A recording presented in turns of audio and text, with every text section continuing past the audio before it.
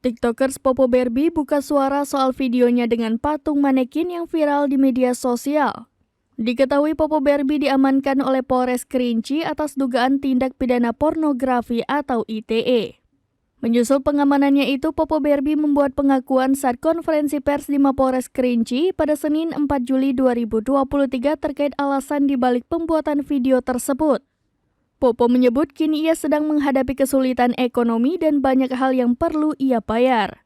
Sehingga video yang Popo Barbie buat tersebut untuk menaikkan engagement terhadap akunnya. Popo Barbie berharap jumlah followers serta viewers miliknya akan bertambah.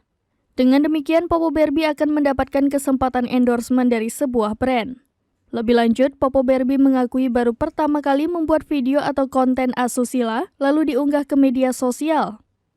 Popo Barbie terancam dijerat dengan pasal 4 ayat 1 Undang-Undang Nomor 44 Tahun 2008 tentang pornografi. Ia terancam penjara paling singkat 6 bulan dan paling lama 12 tahun atau didenda paling sedikit 250 juta rupiah dan paling banyak 6 miliar rupiah.